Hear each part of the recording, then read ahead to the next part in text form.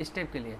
मान लो एग्जाम में क्वेश्चन पूछ दिया, calculate impulse response of the given system, of the given system, ठीक है। इम्पल्स रिस्पॉन्स मतलब क्या? इम्पल्स रिस्पॉन्स मतलब क्या होता है?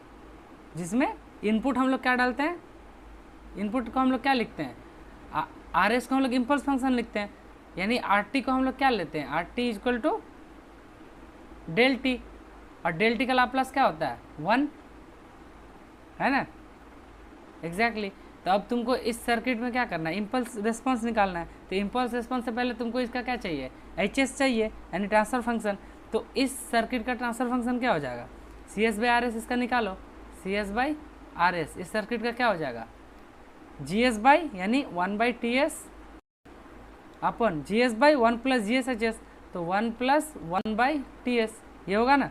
अब इसको फर्दर सॉल्व करोगे तो यहाँ से मिल जाएगा 1 by T upon S plus 1 by T, ठीक है। ये नीचे ऊपर से एस कॉमन निकाल के हम कैंसिल कर दिए, ठीक है। नीचे यहाँ से भी एस कॉमन निकालो, नीचे से भी एस कॉमन निकालो, तो फाइनली ये बचेगा, ठीक।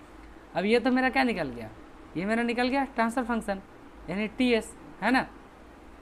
अब हमको क्या निकाल रहा है, रिस्पॉन्स निकालना है, यानी आउटपुट निकालना है, सी एस। तो सी एस इक्वल टू क्या हो जाएगा, T S into T S तुम्हारा क्या है, ऊपर हम निकाले 1 बाई टी, ये तो कांस्टेंट है, एस प्लस 1 बाई टी है, into R S. R S का वैल्यू क्या है, 1 है, क्योंकि ये इम्पल्स रिस्पॉन्स है, तो ये 1 है। अब इसका तुम इन्वर्स ले लेना है, तो लाप्लास इन्वर्स क्या होता है, जब भी तुमको ये फॉर्मेट दिखे 1 बाई एस प्लस ए, इसका इन्वर्स क्या होता है, E to the power of, बोलो किसी को याद है, A T E to the power of minus इसका हम कल पूछ रहे हैं, 1 बाई एस प्लस ए का, मान लो यहाँ पे ऊपर ए है, ठीक है, जस्ट एक इसके लिए मान लो यहाँ ए है, तो यहाँ कांस्टेंट ए आ जाएगा, into E to the power minus A T, E to the power minus A T, उस बाद क्या, यू टी ना, हाँ। तो अब बताओ इसका क्या हो जाएगा, ये 1 बाई टी तो कांस्टेंट है, तो 1 बाई टी कांस्टेंट निकाल लिए, क्या, e to the power of minus T by t, क्योंकि ये नीचे 1 बाई टी है ना, हाँ, e to the power minus T by t into u of T.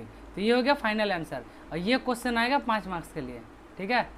हाल तुमको बोल देगा, एक सिस्टम दे देगा, बोलेगा इसका रिस्पॉन्स निकालो। यहाँ पे तो बोला गया है इम्पल्स रिस्पॉन्स, अगर मान लो स्टेप रिस्पॉन्स बोलता तो आर एस को हम लोग क्या लिखते हैं, 1 बाई एस, क्योंकि स्टेप रिस्पॉन्स होता है। अगर रैम्प रिस्पॉन्स बोलता तो 1 बाई एस स्क्वायर, ठीक है। हाँ, क्लियर है सबको, हाँ बोलो, हाँ हाँ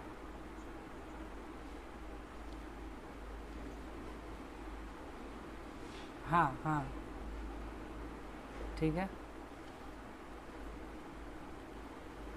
अरे एक टाइप जो होता है ना, सिर्फ टाइप जो है सिर्फ क्लोज लूप सिस्टम के लिए डिफाइंड है, लेकिन जब उसका टाइप कैलकुलेट करने जाओगे तो उसका ओपन लूप ट्रांसफर फंक्शन जब कैलकुलेट करोगे, उसका ओरिजिन में जितना पोल होगा वो होगा उसका टाइप, ये हम बोलना चाह रहे हैं। ये दोनों स्टेटमेंट अच्छे से पढ़ो, 1 और 3 को अच्छे से पढ़ो, या फिर 2 को पढ़ो, हाँ जल्दी जल्दी पढ़ो।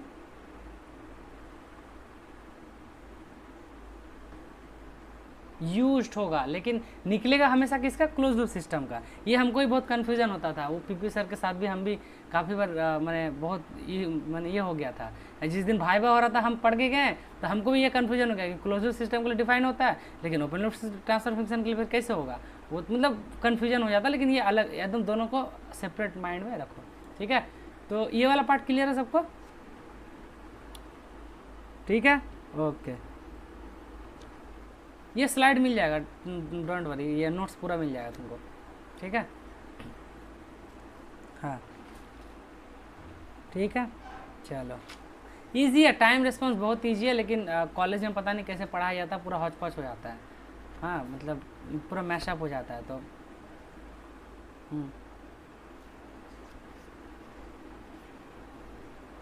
हाँ तो शुरू में तो हम तो शुरू में तो हम सारा चीज़ क्लियर कर दिए कि ओपन लूप सिस्टम क्या होता है, क्लोज लूप सिस्टम क्या होता है, ओपन लूप सिस्टम का भी ओपन लूप ट्रांसफर फंक्शन निकालता है, क्लोज लूप सिस्टम का, तो ये सारा चीज़ इसलिए हम तो शुरू में पढ़वाएं। एक बार दोबारा नोट्स देख लेना तो क्लियर होगा, ठीक है। हाँ, अब देखो, नहीं एरर का कंसेप्ट दोनों में है, ओपन लूप में भी है, क्लोज लूप में भी है, ठीक है, दोनों में है, लेकिन दोनों के लिए अलग अलग होता है। एरर हमसे पढ़े हो क्या, एक बार देख लेना। हाँ, एक बार एरर वाला वीडियो पढ़ लेना, हम बहुत अच्छा से बताएं उसमें, ठीक है। हाँ, एक बार पढ़ लेना हमसे, ठीक है, एक बार 2x में देख लेना। अब देखो सेम क्वेश्चन, मान लो क्वेश्चन आ गया इस टाइप का, बोलेगा कैलकुलेट द स्टेप रेस्पॉन्स, यहाँ से ध्यान दो, स्टेप रेस्पॉन्स, इसका मतलब RS तुम्हारा क्या होना चाहिए 1/s, क्यों, क्योंकि RT को हम क्या ले रहे हैं स्टेप, तो स्टेप मैंने क्या होता है UT, UT का लाप्लास क्या होता है RT का लाप्लास RS, वैसे UT का लाप्लास 1/s। अब सिंपल है, मान लो यहाँ पे हम AUT ले लेते हैं, A कांस्टेंट है, ठीक है, AUT ले लेते हैं, तो RS क्या हो जाएगा 1/a/s, या फिर A को यहाँ से हटा ही दो तो यहाँ पे 1/s हो जाएगा, या फिर रहने भी तो कोई दिक्कत नहीं है, बस एक कांस्टेंट है मान लो, ठीक है। तो ये UT RS क्या हो जाएगा A/s। अब देखो C/RS ये तो चेंज नहीं होगा, फर्स्ट ऑर्डर है, तो 1/t s प्लस 1/t।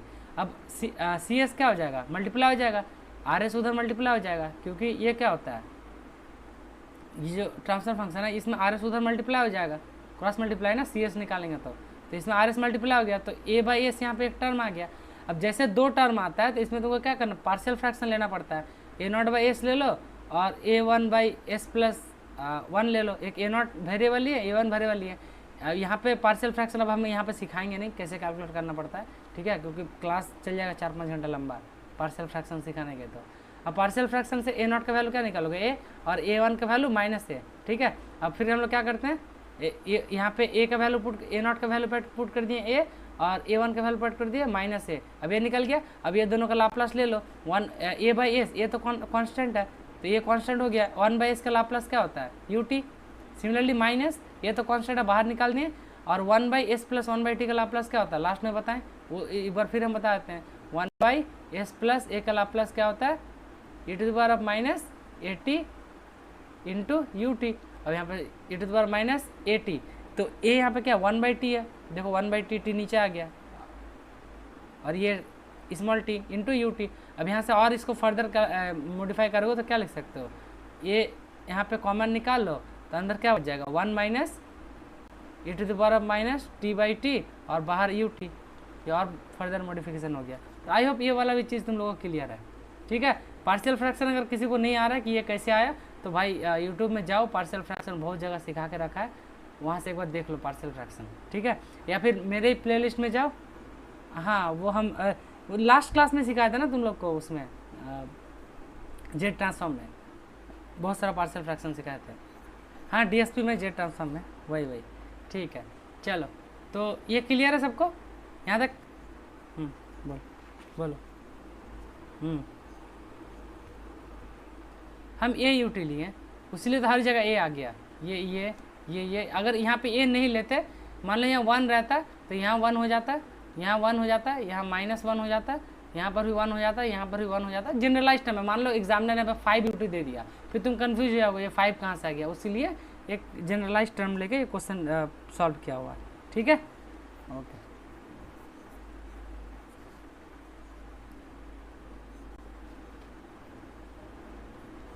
हाँ, ये पार्शियल फ्रैक्शन ऐसे ना होता है, यहाँ पे देखो दो पोल है, एक जब ये है ना CS उधर मल्टीप्लाई किए हैं, RS क्या था 1/s था ना, तो RS यहाँ मल्टीप्लाई हो गया 1/s, ये देखो ये 1/s वाला टर्म इधर है, ये वाला टर्म, ठीक है, इंटू AT/s प्लस a, तो फिर आगे पार्शियल फ्रैक्शन से इसको तुम लोग कर लोगे, ठीक।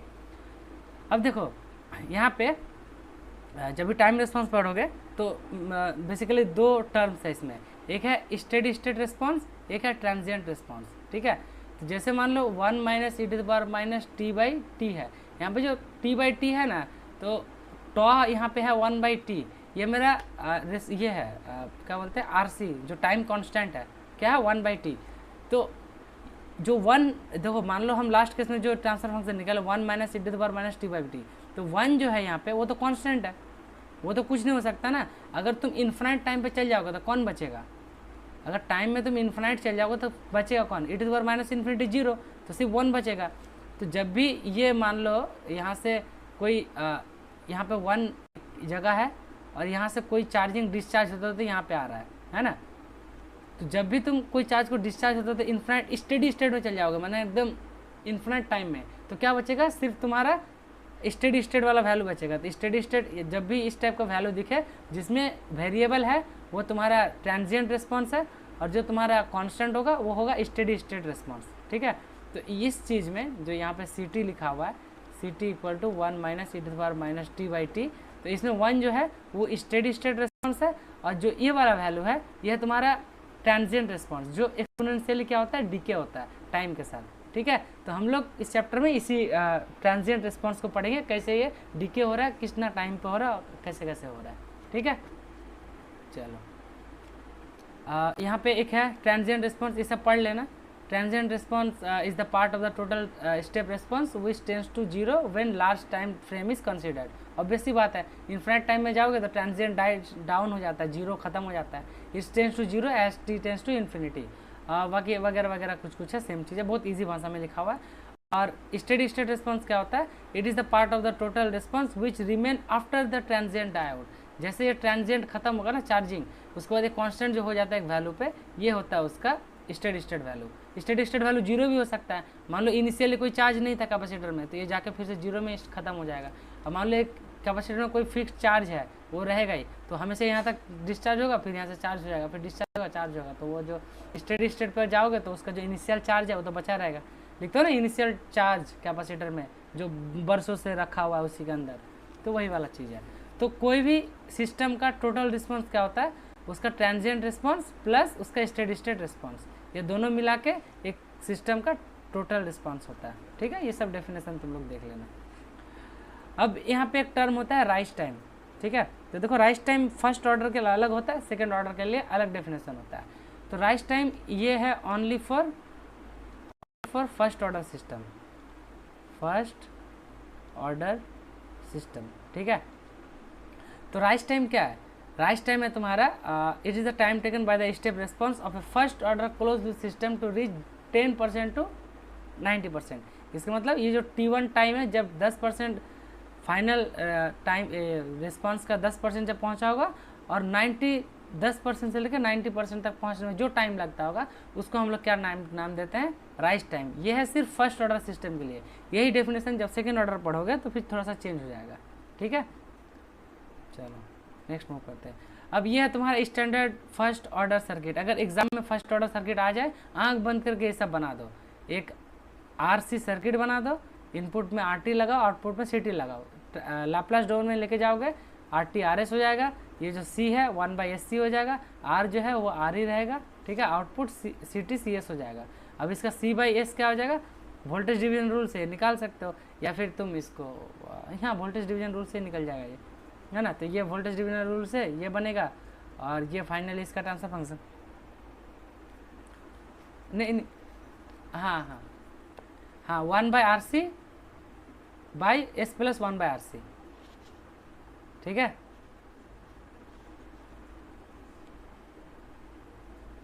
अच्छा यहाँ पे SC होगा, SC है ना, तो यहाँ से S अगर कॉमन निकालते हैं,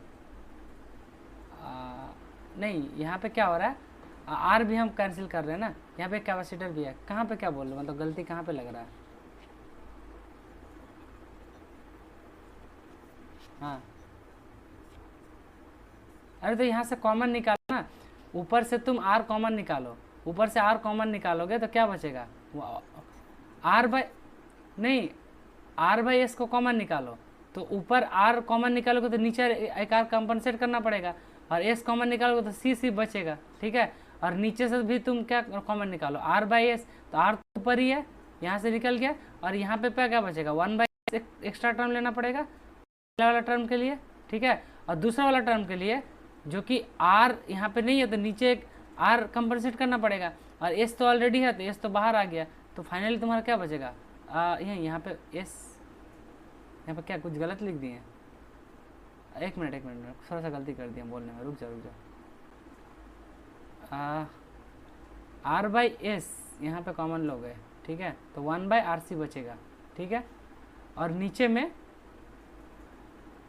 क्या लो, नीचे में भी R/S कॉमन लोगे ना, तब ना ये पूरा कटेगा। हाँ, R/S कॉमन लोगे तो यहाँ पे क्या होगा, पहले में R है तो R तो ऊपर से R कॉमन निकल गया, नीचे S निकालोगे तो ऊपर एक कंपनसेट करना पड़ेगा S, है ना, प्लस ये जो 1/SC है, तो यहाँ पे अब ये S तो नीचे में निकालें और ऊपर से R निकालें तो नीचे एक R कंपनसेट करना पड़ेगा। ये चीज़ समझ पाए हो? एक बार कॉपी में लिख के ट्राई करना तो समझ जाओगे, ये कटेगा ये चीज़ बचेगा, ठीक है।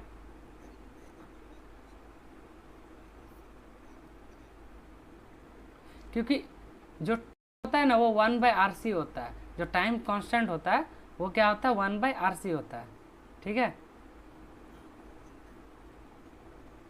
हाँ हाँ हाँ, टॉ इक्वल टू 1/RC होगा इस केस के लिए, इसीलिए तो ये बस इसको एक बार दिमाग में उतार लो, इस टाइप का सिस्टम होता है। अगर standard first order circuit related कुछ आता है तो ये चीज़ें लिख देना, ठीक है। चलो,